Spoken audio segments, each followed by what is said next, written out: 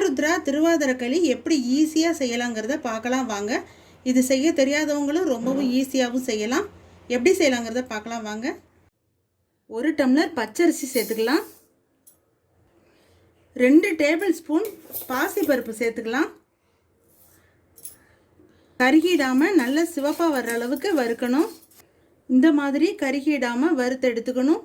Mixie ஜாரில் சேர்த்து ரவை பதத்துக்கு கொரன்னு பவுடர் பண்ணி எடுத்துக்கணும்.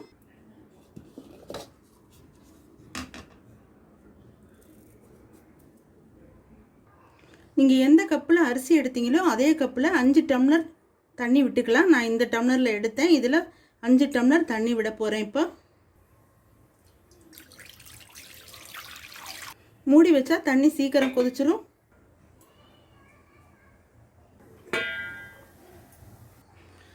அடுப்பை லோ ஃப்ளேமில் வச்சுக்கிட்டு அரிசி இந்த மாதிரி வறுத்து பொடி பண்ண அரிசி இந்த மாதிரி கொட்டி கலரணும்.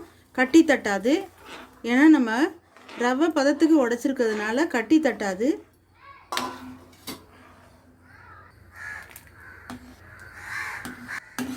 இந்த மாதிரி கெட்டியானதும் நம்ம வெல்லம் சேர்த்துக்கலாம்.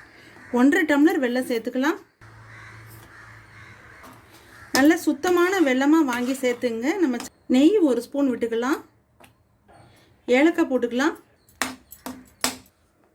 இப்போ களி ரெடி ஆயிடுச்சு. இதில் நம்ம முந்திரி பருப்பு நெய்யில் விட்டு வறுத்து போடலாம். நெய் 1 ஸ்பூன் விட்டுக்கலாம். முந்திரி, தேங்காய் 2 ஸ்பூன் நெய்யில் வறுத்துட்டு சேர்த்தா செம்ம டேஸ்ட்டாகவும் இருக்கும், நல்லாயிருக்கும். வறுத்ததை சேர்த்து கலந்துக்கலாம்.